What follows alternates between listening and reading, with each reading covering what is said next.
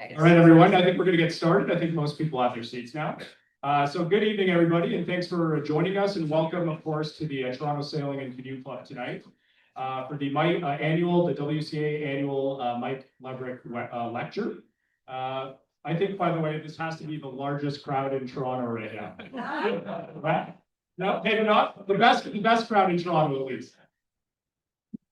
So my name is Eric Thompson. I'm a member of the WCA board here, and very, very pleased to be kicking off this event for you tonight. We have an agenda, a little bit of an agenda. I'll just very quickly talk through, and then we're going to pass it off to our keynote speaker over here, Pace. So yeah, basically going to give you a little bit of background on the Mike Wevrick speaking series that we've had over the last several years, a little bit of the history of that. We'll pass it off to Al, who has a very interesting talk in store about the changing landscape of the Arctic. We're then going to pass it off to our brand new chairman, Joe Tobin, who's going to say, and there's Joe right over there, who's going to say a few words about the organization and give a bit of an address in terms of where we're going and how things are going with the club. And then finally, we're going to end the event with a raffle. So please do keep your raffle tickets handy. We'll be doing that towards the end of the evening, and we'll, I think, probably draw about 5 names, and or maybe a little bit more. And you can feel free to come up and grab one of the prizes at the front here. So on behalf of the club as well, I just wanted to say a few words of thanks. So first of all, thanks to the Toronto Sailing and Canoe Club for hosting this event. Thank you to the volunteers that have participated. Thank you, Al, and really thank you to all of you for showing up and missing the baseball game as a result of it. Yeah, there you go.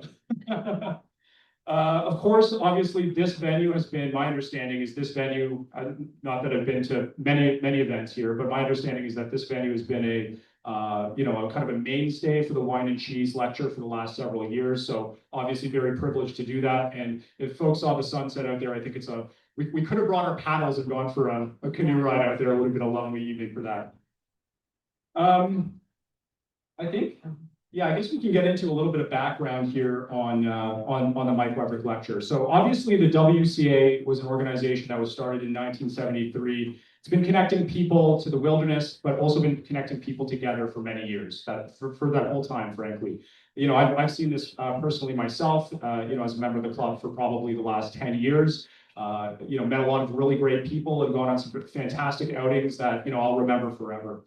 So tonight we're obviously honoring one of the great stories of connection in WCA, which is the story of longtime member Mike Wevrick. It was through the WCA that Mike met his partner, Sarah Seeger. And so I never knew Mike, but I'm sure folks in the audience may have known him. But they ended up marrying, having a family, and then unfortunately, Mike, fell ill and passed away. And you can see some of the images here of the good times that they had as a family. So after a brief time together, Mike and Sarah traveled to the land of the Little Sticks on an epic 60-day canoe journey, which you can actually read about if you go back into the WCA Nostogan archives and you look at the 1996 issues. They had a 2-part issue on their trip. And it's a riveting read, as many of the old articles are. And actually, it's a really great and I think underutilized resource of the WCA is that archive. Like we put all of those things online now, and you can access them. And frankly, you don't have to be a member to even access the old stories. But so you can go on there, read about their story, and it's really a fantastic tale. So before passing it off to Al, I did want to replicate what Chris Mayberry. So Chris isn't here, but many of you know Chris Mayberry, of course. He was the MC for this event last year. One of the things that he did was he read a little bit of a passage from this Nostogan article. So I'm going to just do that right now as well. I was devastated that we had to leave. Unlike any trip, this had been not so much a holiday as a new and improved way of living. In 60 days, real life had become so dim as to seem partly impossible and mostly unbearable. The solitude of the vast wilderness and the free and compelling lifestyle, the constantly changing terrain, and my excellent companion were a truly unbeatable combination. However, we finished with a sense of completion. Having started in the boreal forest and then traveling north to the tundra, we crossed the tree line directly. And on our southward journey back, we paralleled into a transition zone until we finished again in the boreal forest. We started in the early summer, just 1 week after breakup, and finished in the northern fall, somewhat near to our starting point, when the leaves of the bushes had already colored. The weather had turned considerably colder, and the geese were flying south. We witnessed raging forest fires, paddled wild rapids, big rivers, rock-filled creeks, ocean-like lakes, crossed heights of land. All of this gave us a sense of the way things fit together. So words I think we can appreciate, and a little bit of a primer, I think, for Al and some of the things you're going to be talking about today. So Al, I think you're going to do your own introduction, or do you want me to say a few words? So, okay, there we go. So our guest speaker is Al Pace of Canoe North Adventures, who draws on many decades and thousands of kilometers of wilderness travel in Canada's far north. We'll be speaking tonight about the changing Arctic. Al is one of Canada's most seasoned river guides, having led more than 100 canoe trips, exploring 30 remote northern rivers. Since Al's first trip as an 18-year-old schoolboy on the Coppermine River in 1977, I'm very jealous, by the way. Al has personally observed dramatic changes to the landscape. Moose heading north, musk oxen moving south, invasive species filling in the Arctic's open spaces, epic flood events that thrash the landscape, and wildfires that devastate remote communities and ways of life. So please welcome Al Pace.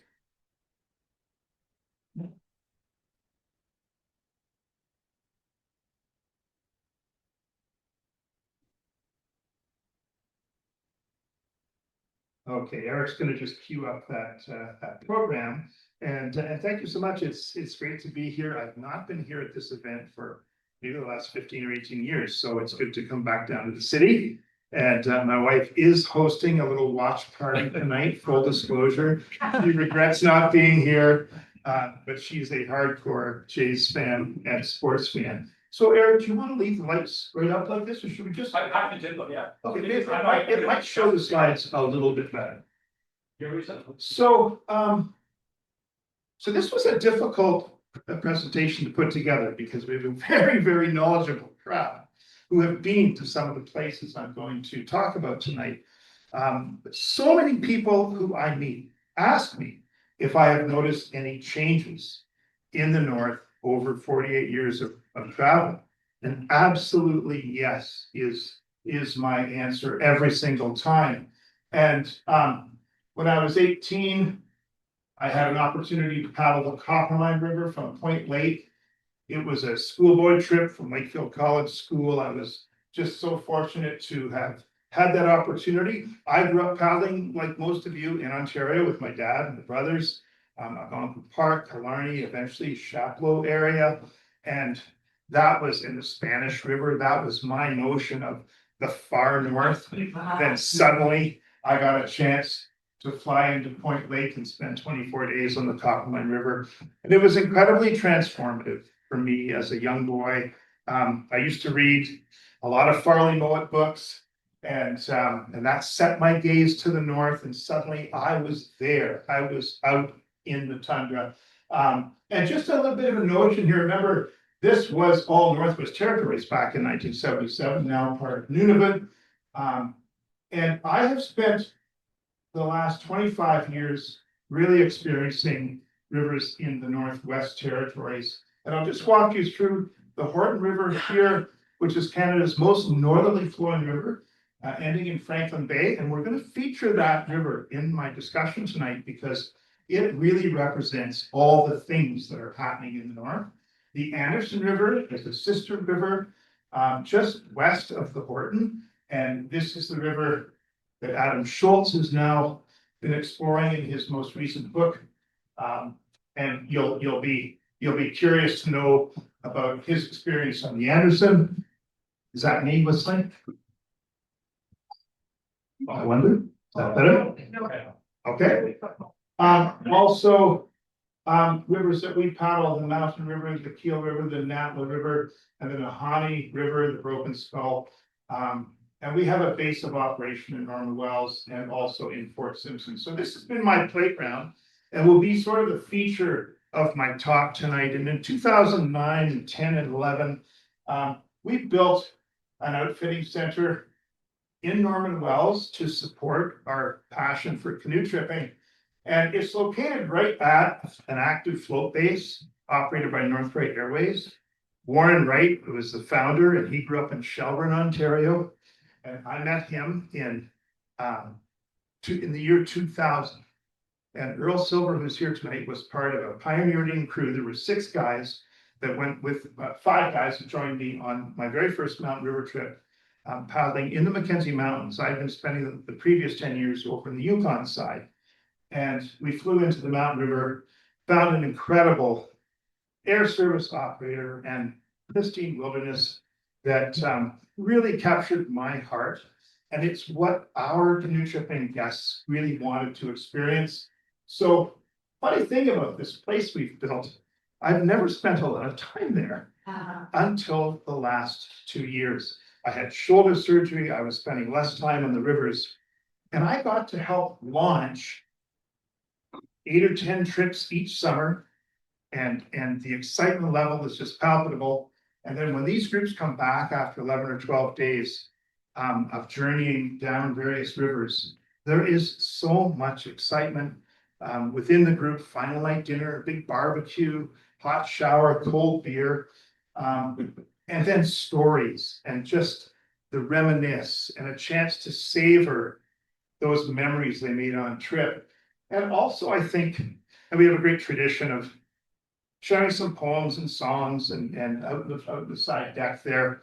And I really got the sense that during this time, the guests who were tripping with us really understand the great privilege it is to experience these northern rivers. Well, we still all can. So that really hit home to me, and I'm very, very proud of what we've created here in Norma Wells. There is nothing like this place in the north. It is magical. And we built it with our own hands, and we're there for 4.5 months of the year, launching trips and getting people launched, and it's just awesome. And so back in 1977, July 23rd, we flew into Point Lake. There's just a couple of pictures here of our gang on the Coppermine. Hudson Bay had just invested in some Grumman canoes, and they had this U-paddle service. It was a bit like U-Haul. You can pick up canoes from any Hudson Bay post in the north and leave them at any Hudson Bay post in the north. And it was an awesome, and we loved Grumman canoes. That's all we knew back in the day. And this particular picture is just at a beach. We had just run Rocky Defile, the biggest rapid we had ever run. And if you look at this fellow here, we were paddling in Greb Kodiak's work boots, kneeling on our PFDs and wearing hockey jerseys. So, this is just all we knew back in 1977. And yeah, it was incredible. My headmaster at the time, Terry Guest, had paddled the Coppermine River the previous summer and is still a dear friend living in Wakefield. Yeah, I was very grateful. And this is a shot of me. Yeah, look at that head of hair. So I would have been 18 years old and standing out of the river valley on the tundra. And it's about 11 o'clock at night. And what I remember most about that trip was that my feet were always wet. Between running shoes and work boots, the tundra was wet. That peat layer was fully charged with water. When it's charged with water, it's a magical insulating blanket that protects the underlying frost and earth from becoming too arid. And if there's one thing that will resonate through my program tonight, it is how the north has been drying out ever since this picture was taken. And this is why you're seeing more severe fires, lower water levels in rivers, and just a changing vegetation and landscape of the north. Another shot of me a few years later, this would have been 1980. Some buddies and I went and paddled the Hambury River, came on all the way to Baker Lake. And then in 1993, I was asked to take a group of kids from Kilkoo Camp on the Dubont and Kazan system. We went through Kerry Lake, jumped watersheds. And this was the last cold summer in the north. The Eastern Arctic never really thawed out because some of these spectacular, that's actually an ester on Phelan River, a little bit out of place. But on that trip on the Kazan, we ran into heavy ice, and lakes never did thaw out that summer. So we did a lot of walking. One of the things about that trip was the Beverly caribou herd was 280,000 strong. And we saw caribou in like 5,000s, 8,000s, 10,000s on multiple days. And it's such a thrill. And one of the fellows, one of the fellows back up here, one of the fellows was determined to run naked with caribou as per Harley Moa. And so right after this picture, he dropped his drawers and ripped off his shirt, and he was running naked amongst the caribou. And of course, not realizing how many bugs they kick up. And eventually he just ran right into the river at Anjikuni Lake and doused himself. So the caribou were such a powerful feature on that trip for those youth and for that group. It was remarkable. And of course, the Beverly herd almost disappeared off the face of the planet. And the last few thousand animals scattered and joined Blue Nose and other herds.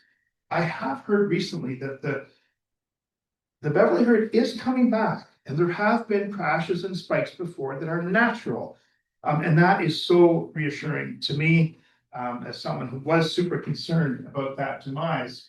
On that river, as we got down below Kazan Falls, we saw lots of ice clinging to the riverbank, and some of that is holdover ice from a previous winter. You don't see that on northern rivers anymore. Those days are long gone. And it's kind of cool when you come around a river bank or a river bend and see ice on the river. When we got to Anjikuni Lake, it was choked with some ice. And we kind of had to hack our way through to find open leads. And then Yathkin Lake, 25-mile wide lake, as wide as Lake Ontario, it was frozen solid. And so we walked right across Yathkin Lake. It would have been a very long paddle to do the perimeter. And so walking was an excellent solution. And those Old Town trippers slid just beautifully once you set up tracers and just kind of leaned into them. But we did have some of the boys go through there was some candlestick ice and some rotten ice. And so it's very sharp. And when you do fall through, you end up cutting yourself and kind of slicing yourself up a bit. So it wasn't expected, but this is just what we did to manage that trip. Just above Baker Lake, we ran into a father and son who had just shot a caribou, and we asked if we could watch them gut the animal and dress the animal. And we had some boys from Crescent School and Upper Canada College and St. George's. And so, sure enough, they rolled the caribou over, up the belly, out came the guts, 2 boys puked. And then they rolled out the innards, and 2 more boys puked. And it was an amazing experience, actually. The dad did not speak English. The boy spoke very good English. And for our young fellows who'd been out for 25 days, paddling in this ancient land, to see a father and son doing what they do naturally, harvest caribou, was a very gripping and important end to their journey. We were just 2 days from Baker when this photo was taken. So the young fellow did give us this caribou roast, and we cooked it up, shared it just with our hands, and it was really a defining moment for that group, one that I remember quite fondly. And then, of course, the old DC3 from Buffalo taking the group back to Yellowknife. Some years later, 87. This is David Miller, former mayor of Toronto, who's a buddy of mine. We had a reunion trip from some of the boys from Lakefield on the Burnside River. And again, on this particular trip, now I'm sure some of you have paddled the Burnside. This is Nadlock Island, a very cool place. This dwelling originally had like a geodesic dome of interlocking caribou antlers and then covered with skins. This was a summer home and a hunting and spearing site where caribou crossed here. They know there was continuous summer habitation for about between 700 and 800 years of continual harvesting here. And a very cool sort of powerful and spiritual site. And there was a little stone bench where you can imagine the mother and father would sit at night and just watch the landscape. It was very, very powerful. And on this particular trip, I would say the Arctic was intact as I had always seen it. And I hadn't noticed any real changes in the landscape that we were experiencing. And so I want to fast forward now to 2004. That was my very first trip on the Horton River. You saw that in my opening map slide. It flows north to Franklin Bay, Canada's most northerly mainland river. And the Horton has been demonstrating what we hear about how the changes in the north are coming faster than other places. Well, I would say that's very, very true. So we'll just take you down, just give you a sense of the landscape. It's a very pastoral landscape, especially in the upper half of the river. This is a 600-kilometer long journey. And we paddle it now as an outfitter in two segments, the upper or the lower, and occasionally we do a 25-day combined trip, 600 kilometers right to Franklin Bay. And so you'll see pictures from a group I took down in 2023 that did that exact trip right to Franklin Bay. But it's a fantastic sort of pastoral landscape. We're just at the very western and northern limit of the tree line. The tree line is influenced by Hudson Bay. And the Horton River is so far north and west, it's just experiencing the last effects of Hudson Bay. And so we do see primarily a black spruce forest. There are some aspen, but very, very few, and very, very manageable river. And see our camp here, just tucked in, 6 canoes there. And this is a river that you average is 7 or 8 kilometers an hour. The rivers that we paddle in the Mackenzie Mountains, you're going 15 to 18 kilometers an hour. So by comparison, this is a very relaxed paddle. There are some nice rapids and swifts, and they're engaging, but you would never call this a whitewater experience. There are 3 canyons that do have some spicy rapids, and I've got 2 pictures of that coming up. But this is really more an experience in incredible skyscapes and incredible wildlife viewing.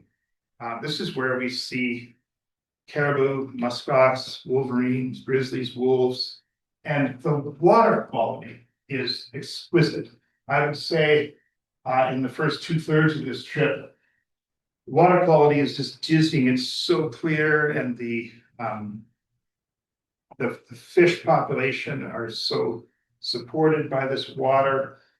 It's an incredible experience. You can see here just a little bit of this picture is about 10 years old. Willows beginning to kick up, and in the early 2004, this was a much lower bush. And we're seeing willows and dwarf birch, which are really invasive in the sense that they have never been that far north before. They are coming in big waves and filling in a lot of the perimeters and open space of the north. And it's one of the great threats to canoers because they're filling in our campsites where we like to camp. And back in the day, I used to trim the odd willow. Now I slash and burn and I clear cut as fast as I can, because these willows, they're being held together by a common root system. It's one giant organism, and it is coming and pretty unstoppable now in the north. The Horton has beautiful hiking. It has such quality experiences. We had a gang of, we call them the ologists. They all worked for Parks Canada in their careers and were various types of biologists. And they came on a trip, and we could never get them in their canoes because they would see a wildflower, a bush or a leaf or something, wanted to go and explore. This is a shot of me with a nice Arctic char. And I mentioned that water quality is so clear. We can see pools in the Horton River where there is a school of grayling at the 2-foot level, 4 lake trout, the 5-foot level, and 3 Arctic char at the 9-foot level. And so you need to sort of tag team. You need 3 fishermen, 1 person to scatter the grayling, 1 person to move those trout out of the way, and then 1 person to go after the char. And it's quite a thrill. It's an exquisite fish to have on your fly line, and also it's always amazing when nature provides a meal. But what we're seeing right now in the north, the Mackenzie River is experiencing Arctic char moving south up the Mackenzie to places like Great Bear Lake. And the elders in Great Bear Lake have never seen an Arctic char in their nets before. They're not familiar with that fish. They don't know what it is. And after 7,000 years of continuous habitation in, say, Delaunay on Great Bear Lake, they're now seeing Arctic char for the very first time. And similarly, bull trout, which populate the Nahanni and the Keel River and the Mount River, are moving north down the Mackenzie to more northern climes and populating rivers like the Hareskin River at Fort Good Hope. And so this species migration is happening with warmer climates, longer summers, different amounts of daylight, different water temperatures with more drought conditions. And it's happening in continual increments. That's another shot of me with a nice lake trout. That photo was taken at midnight, just for those who haven't been that far north. It is an amazing experience. You can see the clarity of the water there. It's just such an amazing feature of, I'd say, the first 500 kilometers of the Horton River. Yes? How many pounds is that lake trout? Pardon me? How many pounds is that lake? Oh, I don't know. That fish there? Probably about 15 after. I'm not sure. I let it go. So one of the features of the Horton that we love is the tree line is so thin that it's very easy to spot game. And on the Horton, about 5 days into the trip, there is this ice pond feature. It's always been here. And it's very, very cool because we're almost guaranteed to see caribou laying out on this ice pond. And there's a feature where Super Chill Creek flows from a little gravel flush. And in the wintertime, this solid patch of ice builds from the bottom up. So it's not actually a pond of water that's just frozen. It's water that's freezing in perpetuity and then building ice up. And it's been there since my first trip in 2004. And in 2023, I took a group there in July, and the ice pond was there, and the caribou there. And then I took another group there in August. The ice pond was gone. It had completely melted. And I thought it was there forever. And when we walked up, I literally, I just stopped in my tracks. And when I went there, there was quite a stench because there was a ton of caribou scat that had been built up there over many, many generations. And so, it was a very sort of foul sight. When I went there with this group in August, there was just a few remnants of ice. And I absolutely was stunned. It was a hot summer, it was a dry summer, and that ice pond was gone. Now it's generally back, it recreates in the winter with that super chilled water.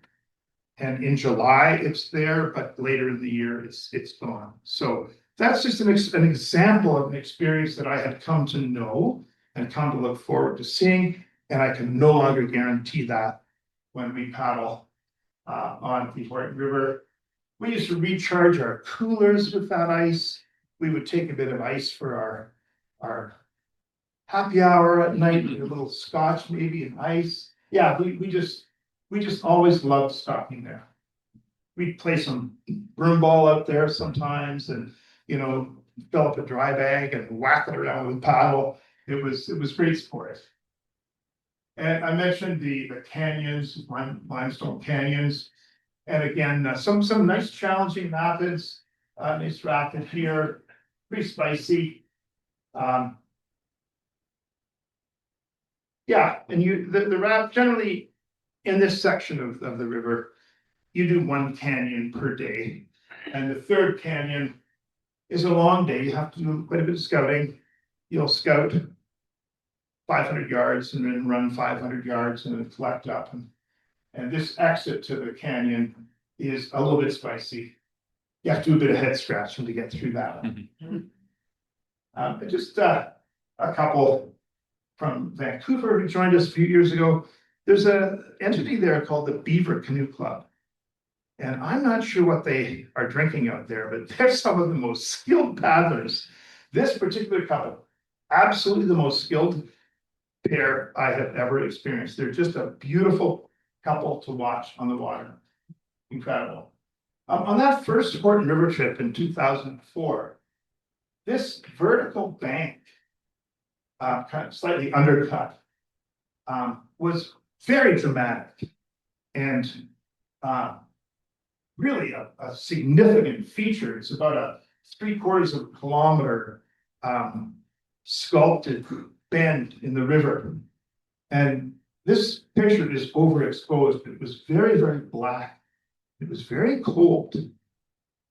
And as we got close to that bank, we could see tubes of blue ice woven through the landscape, binding it all together. Permafrost is interesting stuff.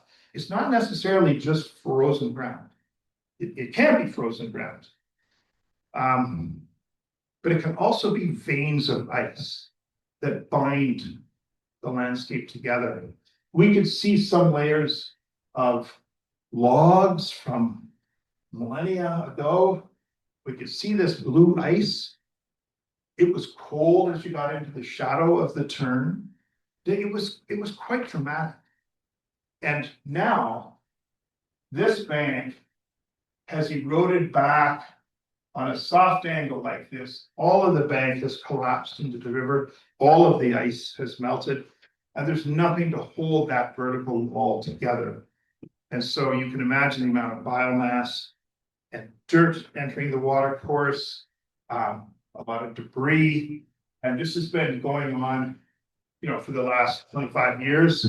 And it's quite a dramatic change. When you exit this corner now, there's just a huge debris field of willows and crap and junk in the river. And it's just an example of permafrost degradation that is impacting the north. And it's changing the landscape in the most dramatic way. You see lots of muskox. Look at the foliage here. I don't remember seeing foliage like that in my early trips on the Horton River. And this is all leafy, willowy, buckbrushy, dwarf birch, willows. There's 24 different species, and they are just filling in and competing successfully for taking over much of the perimeter of the landscape. It actually impacts our canoeing and camping sites. We're seeing more moose in the north. We've even seen them at the Arctic coast, where the willows have found their way to the most northerly point in mainland Canada. And we see muskox now moving south, living right behind our lodge in Norman Wells. There's 280 muskox that have migrated 1,200 kilometers out of their traditional ranges, and they're living in Norman Wells. It's, again, this incredible species shift with moose going to the Arctic coast, muskox happily coming 1,200 kilometers south and finding new territory and thriving. Our local ENR or environmental governance is now allowing hunting tags for muskox in Northern Wales because they're thriving and there's now too many of them. So, and interesting that with moose migrating, the Dene, who largely inhabit the Sawtooth area where we canoe, they love having moose in their diet, and they're not so fond of muskox. But when there's no moose and a lot of muskox, it makes perfect sense to harvest a muskox. And recently, the community of Delaney brought in a chef from France to teach the women how to cook muskox so it tastes like moose. I mean, this is you adapt or you don't survive. And even, whether you're, a local Dene, a mountain Dene, and you have ancestors that go back thousands of years, or whether you're a canoe operator, you have to adapt to this changing landscape or you won't survive. One of the things we've done is schedule a lot of our trips 10 days earlier in the summer to catch higher water, cooler temperatures, fewer threats from fires. We've had to adapt our own program and react to these changes, or we can't promise a real quality of experience and quality of adventure to our guests who join us. So, having commented on some of these, this is my son Taylor, when he's just 15, his very first trip on the Horton River. He's now 35 and is gradually taking over our operation, living in Calgary with his wife. And we will become, Canoe North Adventures will become a Western-based operator in the next 4 to 5 years. And so there's a cool legacy there. And you can imagine, for my son, there may be some rivers in the future that are no longer agreeable to wilderness canoeing. There might be no water on them, for example. That would be a game changer. So we do feel a lot of urgency in our program. When people say, oh, 1 year we might consider joining one of your trips, we say, do not wait any longer. Get it on your refrigerator door, look at it every day until it drives you crazy. And you're in one of those float planes and you're out on the river, because those are the big winners, the people who really commit to having these types of adventures and making these types of memories. This is a trip from 2006. You can just see the foliage beginning to kick in here. This used to be even lower bush, just low lichens and mosses. 2000, mid-2000, we're seeing some of the willows kicking in. This foliage now is 4 feet deep. And that site is no longer camped. And again, just some of the sort of leafy, fluffy filling in of the landscape. This isn't really climate change, this is just a nice mud flat, just a pretty picture. But I wanted to show you this picture. So just below where the West River comes into the Horton, about 100 kilometers from the end of the trip, you see the first 3 slumps bringing in toxic earth from the Smoking Hills. This unique feature on the Horton River. There's a underlying layer of low-grade coal. It's like lignite, and it burned. It's been burning for thousands and thousands of years, and it has been bound together by permafrost. And right below the West River, these 3 noses of slumps come into the Horton River. You see, this is all greasy and muddy and wet. And that's the decaying permafrost. And this is just slumping into the river. And I mentioned the beautiful water quality. Well, all of a sudden, and then this is also some of the burned out, this is an outcrop that has burned. And so it's calcite. It's like a flower pot. When you walk on that, it's kind of sort of like broken glass almost. Whoops. Let's do there. Uh-oh. That wasn't good. Oh, here we go. Hang on. Not sure what I did there. Here we go. So we'll just move along here. I wanted to show you, here's another one of the slumps coming in. This is black, caustic gross stuff. And here's me with, this river goes from crystal clear and immaculate and perfect to orange sludge. You can see, you can't see my foot underwater. This is dramatic. And the last 2 summers, a hydrology team from U of A has been out on the Horton River doing water sampling, where the Smoking Hills is influencing the water course. And they have found heavy metals like manganese, cadmium, arsenic, serious stuff entering this water. And so the only way that we can prepare for this, the last 4 days of our trip, is to pail water in our blue barrels. We have to house water and carry it with us. You would not want to put your face in that water. You would not want to brush your teeth in that water. You would not want to swim in that water. And so it's very compromising. And yes. So what caused the toxicity? I missed that. What caused it? Well, it's the toxic chemicals in this earth that is dissolving into the river. And it's all naturally occurring. It's a natural pollutant that since the beginning of time has been bound by ice and not entering the water course. But now, in this day and age, with the permafrost degrading, the landscape is eroding and sliding into the water course and impacting its quality.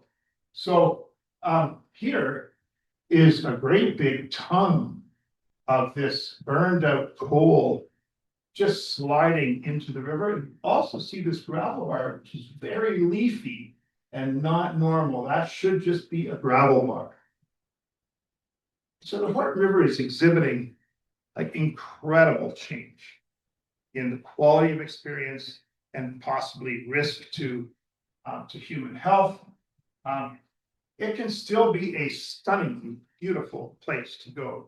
The guests I took there in 2023, they all wanted to see Franklin Bay by canoe, and here they are at Franklin Bay. It's the top of the continent. It's absolutely incredible.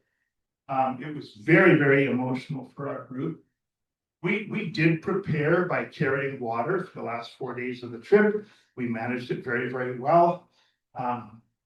They would tell you it was the most powerful experience ever to be out on the Horton River for 24 days.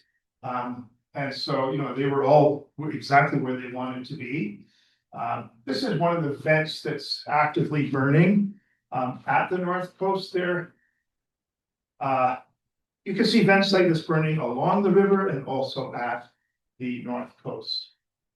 And back in 2004, my first trip on the Horton, when we looked out over Franklin Bay, there were ice pans, lots of ice. It was very, very cool. You can also see a little bit of slumping here back in 2004, and I couldn't relate to what that was at the time.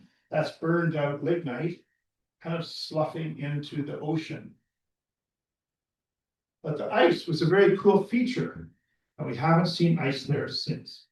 So along that shore, there was this lovely, lovely skinny beach, about 20 feet deep. You could walk for miles along the Arctic coast. It was fantastic. You could see belugas. We took a fly rod, caught some salmon. It was amazing. Now you can't possibly walk along that beach. There's too much debris sliding down actively and blocking your path.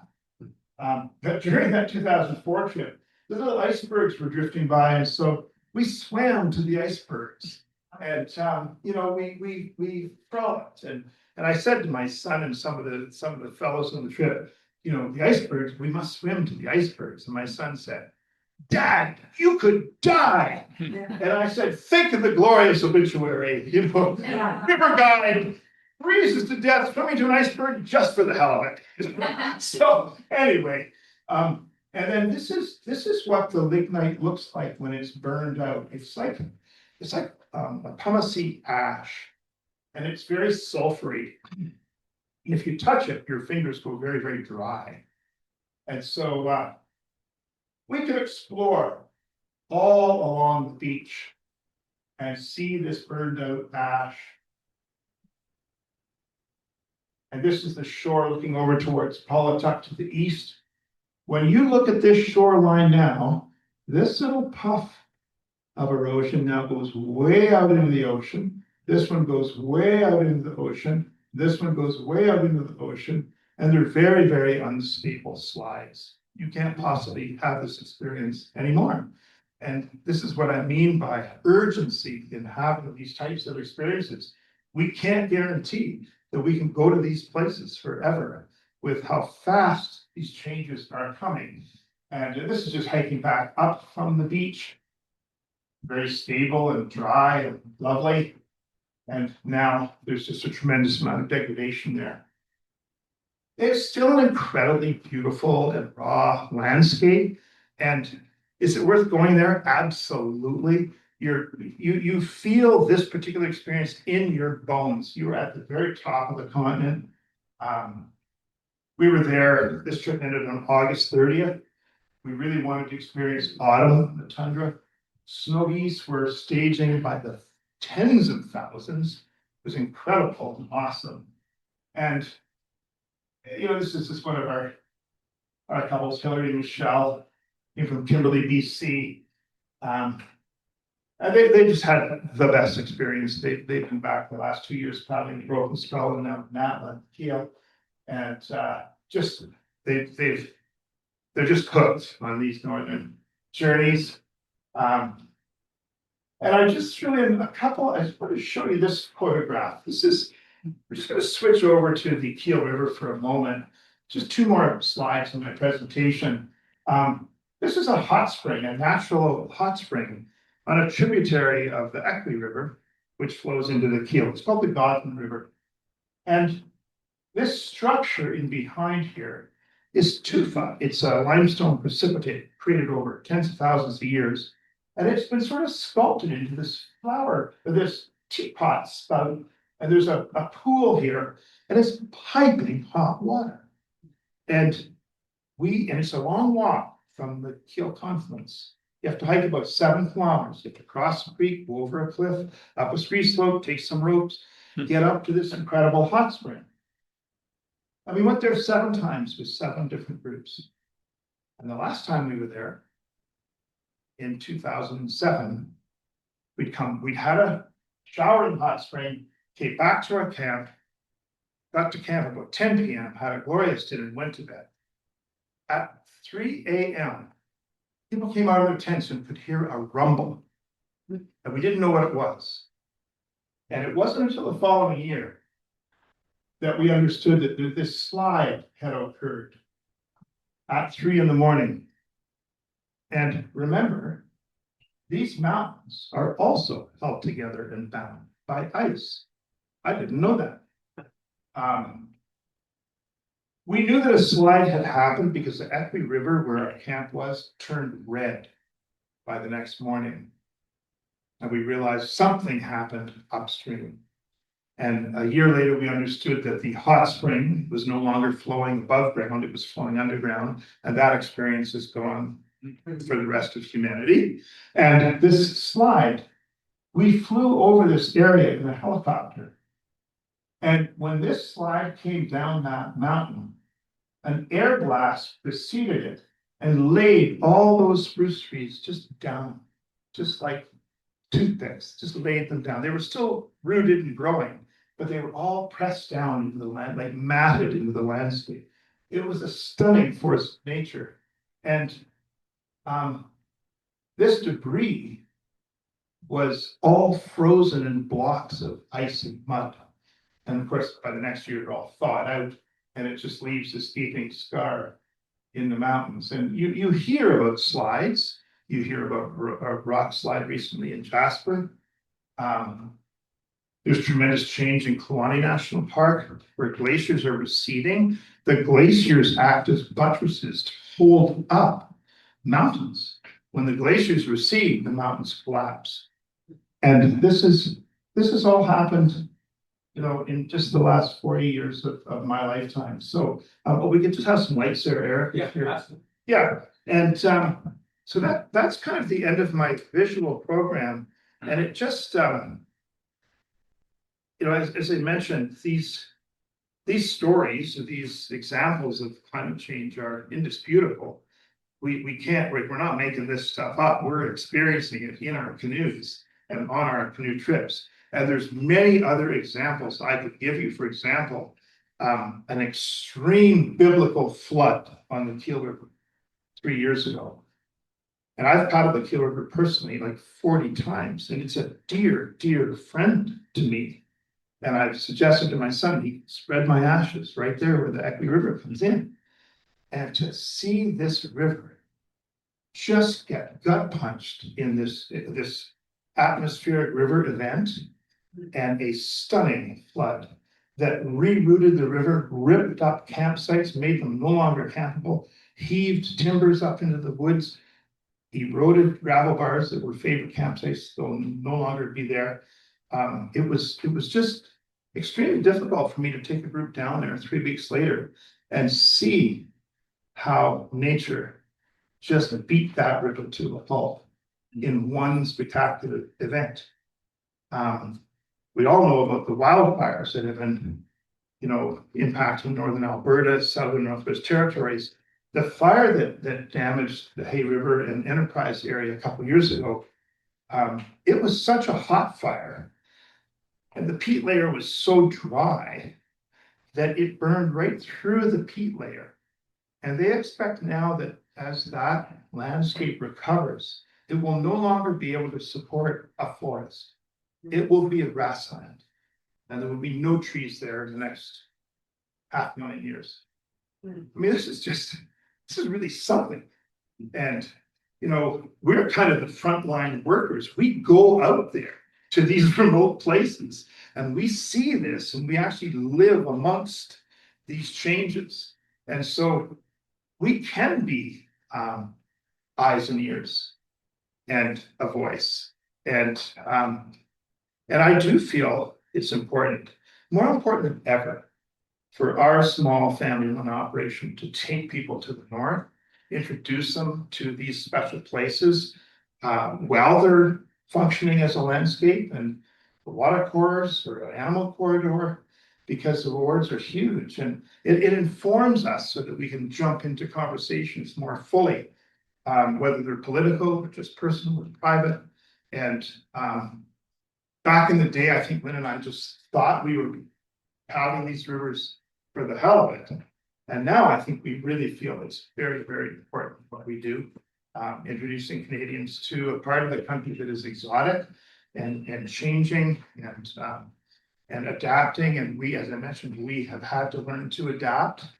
And so we're very grateful to people like Earl, who were there, a pioneer with Canoe North Adventures back in the year 2000, and the many Canadians, and we have a few American guests and European guests who join us. But we've just been so fortunate to have had these experiences, and for me personally, to be able to share this story a little bit more fulsome way now.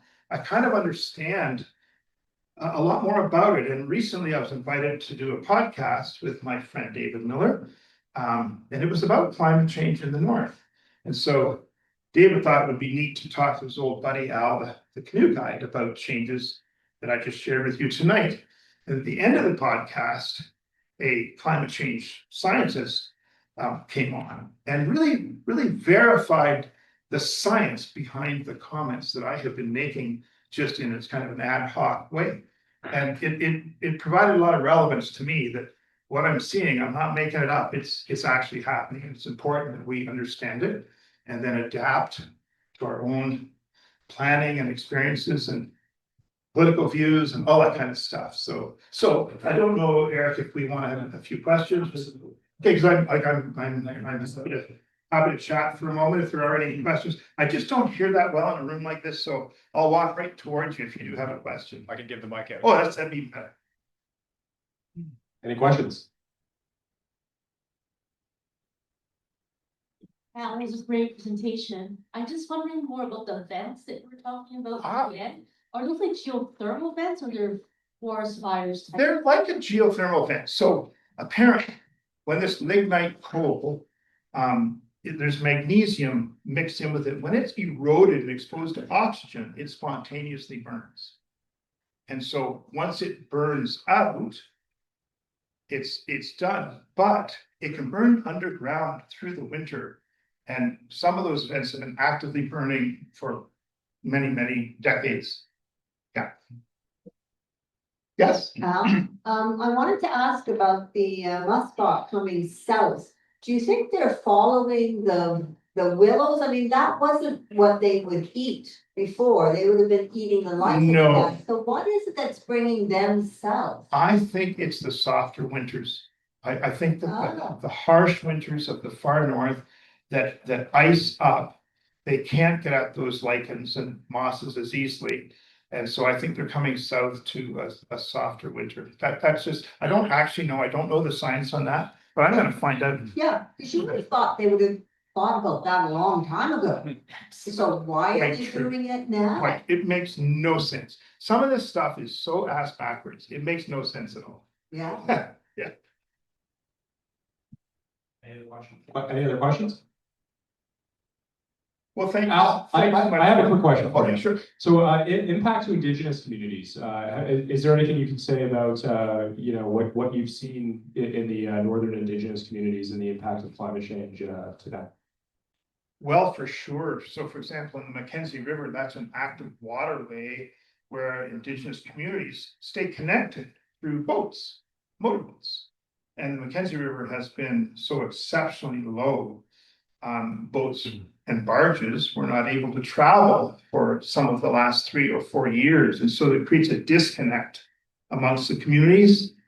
It changes some of the food security because barges can bring lower cost food supplies into the communities.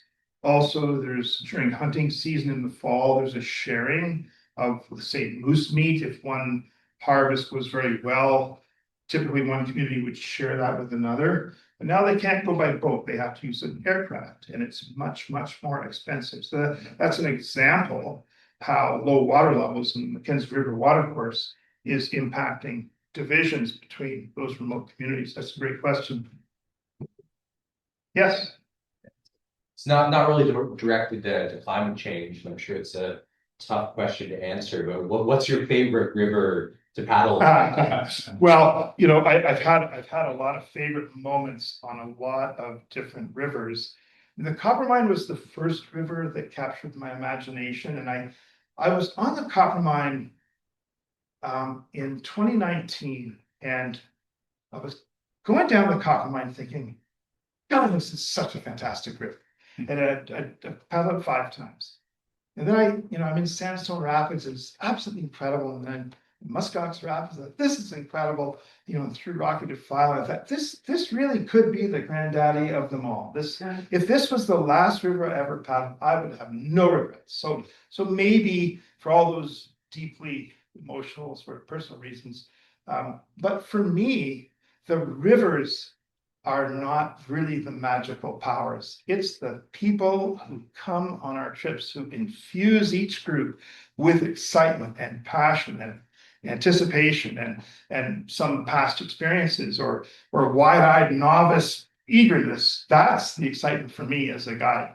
The river landscape is just the backdrop to what's happening with the human element on the trips, for sure. Yeah. So, guys, there is a ball game tonight. Thank you. You've been a great crowd, very knowledgeable crowd, and I so appreciate the chance to share these comments. So hopefully stay in touch, and thank you again.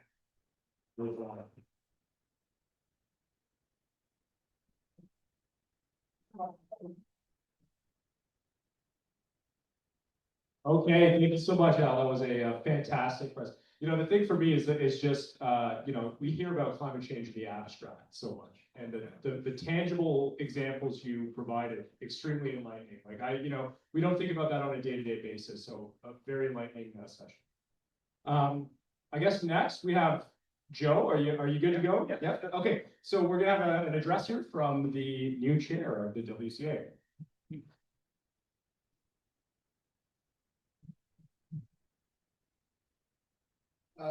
Folks, good evening. Al, thanks very much for a wonderful presentation.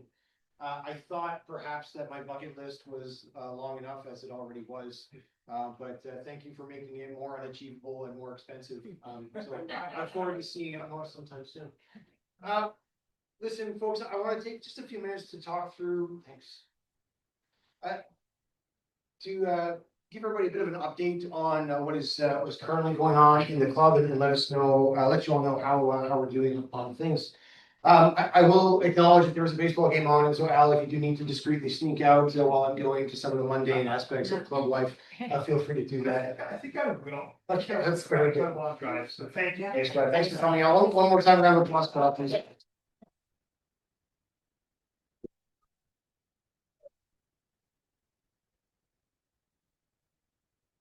Okay, folks, I'm just gonna take a few minutes. This is what I want to talk through here. I want to just quickly go through the WCA leadership team. Most of you haven't had a chance to meet me before. My name is Joe Tobin. I was elected the chairman of the board of directors this past March at the AGM.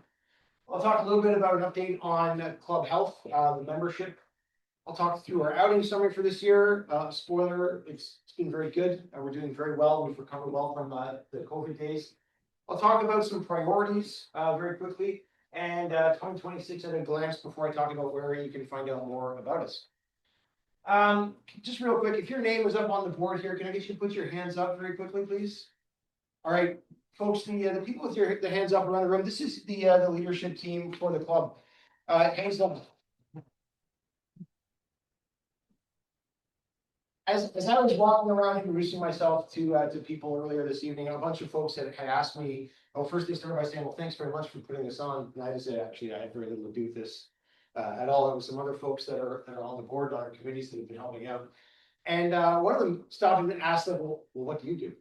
And as it turns out, not very much, because I've got a tremendous team of people that work together to bring all of the club's activities together.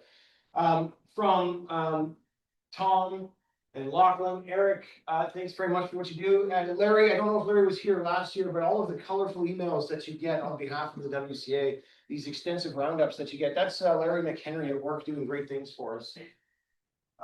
Bill Ness isn't here, but keeping our outings community together, making sure that we're doing all of these great things in a safe and responsible way. And all the other folks that are up on the board, thank you for everything that you do. This club would not be what it is without the hard work of all of the volunteers that come together to make it happen. So can we just get a quick round of applause? Thanks for all of you.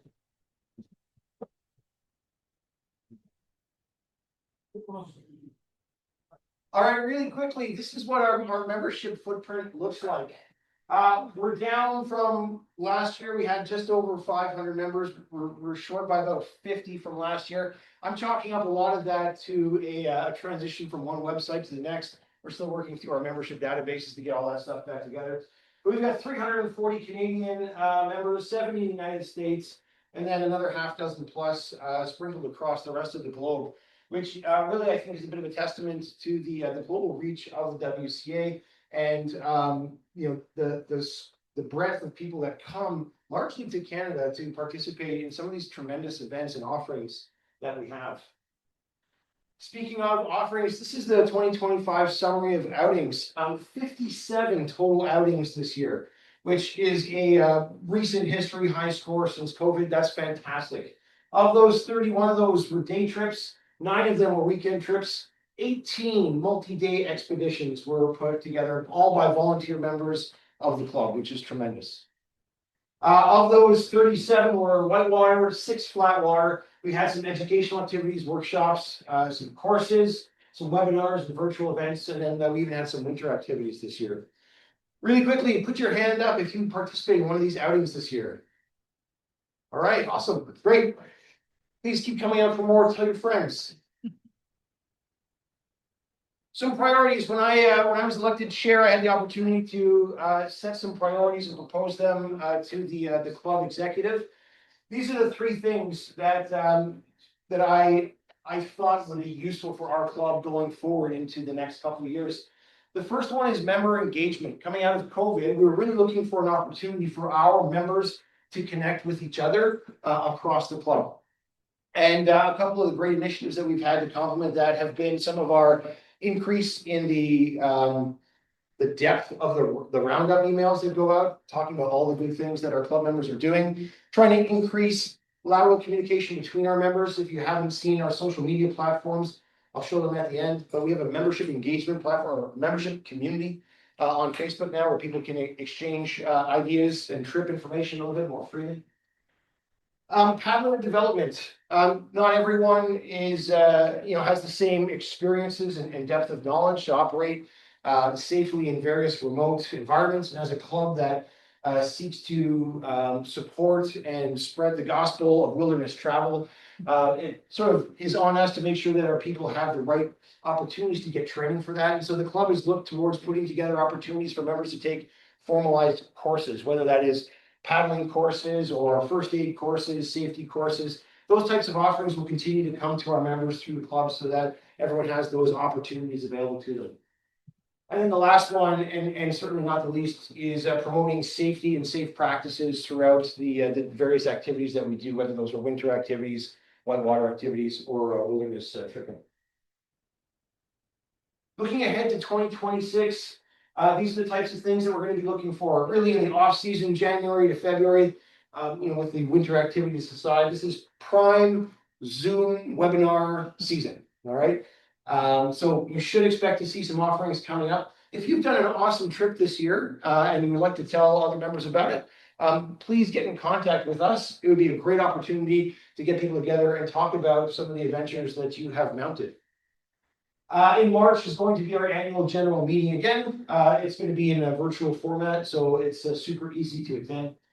Once we get into April and the water starts to soften up, we should be looking at doing some early season weekends. I'm personally going to be running some day trips and weekends on the lower section of the Madawaska River around Powder-Koa, Palmer Rapids. You should see those posted in the next couple of months. If anyone's interested in coming on out, then please do so. We're looking to move our training weekend. Usually we do that around Canada Day. What we found this year at least is that most people are on trips around early July. And so we're going to bring that training weekend forward into May, where we can take advantage of some of the spring training opportunities before those trips tend to get mounted by our people. June, we're going to do some weekend courses, and then really July and August, we're kind of going to throttle back on our extracurricular activities because that's sort of prime tripping season that we expect people to be going on. This year we had a ton of activities over the summer. We expect much the same for this coming one. September, October timeframe, we'll get into a fall gathering. In November, we'll see us back here for yet another wonderful wine and cheese event. Where you can find us, if you've come this far, you probably know about wildernesscanoe.ca and where you can register for trips. But we're also on YouTube and on Facebook. If you don't recognize this avid paddler right here, she's sitting in the back of the room. Beautiful beach.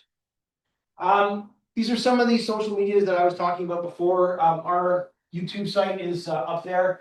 On Facebook, we've got 2 pages. The main Facebook page where you see official messaging coming from the club. Down here is the Wilderness Canoe Association membership community. It's a private group, or actually, I think it's a public group. Yeah, it's a public group. Anybody can join. We've got 272 members. If you want to just get into the discourse of what is topical in paddling in this area, it's a good place to come and float ideas. If you want to go on a trip or you want people to join you on a trip, another great opportunity for you to socialize that with our team. Over here, this is the brand new website that rolled out early summer, late spring. Came out. We've got, I will say, 90% of the bugs worked out of this. If you find something doesn't work on this website, we're very interested in knowing about it. We haven't been able to explore absolutely every one of the drop-down menus, but if you find a bug in there, please let us know so we continue to iron out all of those imperfections. That's it. I didn't take too much of your time. Happy to take any questions if there are any. No questions online, Tom? Nope. No. Good. Okay, okay, thanks, Eric.